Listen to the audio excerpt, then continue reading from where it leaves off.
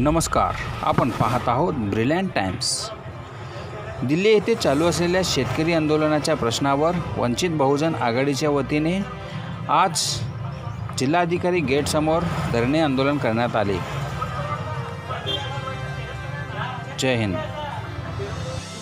या देशामध्ये कोरोनाच्या नावाखाली आता खुले केलेले मंदिर खुले झालेले आहेत, लग्नाला 400-500 लोक जमा होत आहेत, बाजारपेठा खुले होते, पण शेतकऱ्याच्या आंदोलनासाठी हे आणि मागणी करत शांततापूर्ण आम्ही आंदोलन करणार अशा पद्धतीची मागणी केल्यावर आम्हाला परमिशन मिळत नाही। मी महाराष्ट्र शासनाला एक आवाहन करतो की शेतकऱ्याचे आंदोलन करण्यासाठी कुठल्याही पक्ष कुठल्याही संघटना आंदोलन करत असेल तर त्यांना ताबडतोब मंजुरी द्यावं आणि हे 144 कलम कॅन्सल करून कलेक्टर साहेबांना आदेश द्यावा।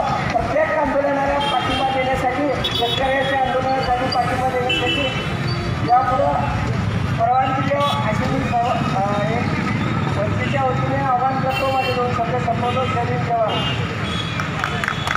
आपलं मत मांडवत आहे, परंतु या मोदी सरकारला अजूनही सांगितलं नाही की या देशातील या जगभरातून बातम्या लागतात की आंदोलन चुकीच्या पद्धतीने चालू आहे आणि ही धोक्याची घटना आहे। असं जरी मोदी सरकारला सांगायचं नसेल तरी मोदी सरकार अजून झोपलेलं आहे, त्यांना अजूनही जाग येत नाही। निश्चितच या आंदोलनाच्या पाठीमागे आपण गंभीर उभारल्यास हे आंदोलन यशस्वी होईल आणि मागण्या पाठ होतील असं या ठिकाणी मनाला वावग ठरणार नाही। त्यानंतर वंचित बहुजन आघाडीच्या महिला परिषद अध्यक्षा अंजना गायकवाड यांना मानवांना विनम्र अभिवादन करते।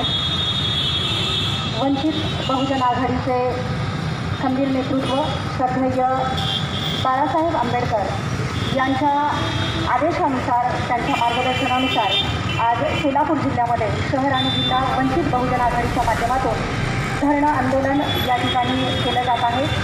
त्यांच्या नेतृत्वाखाली हे धरणं आंदोलन होत आहे। राज्य प्रवक्ता माननीय आनंददादा चंदनशिरे यांची उपस्थिती आहे। राज्य प्रवक्ता माननीय उषाताई शेख, जिल्हाध्यक्ष माननीय नाना कदम, जिल्हा आणि तालुका सन्माननीय पदाधिकारी आणि उपस्थित दिल्लीमध्ये पंजाबमधून जे शेतकरी एकवटलेले आहेत, शासनाने सरकारनं कृषी विधेयक जे शासनाच्या विरोधामध्ये देखील पारित केलेलं आहे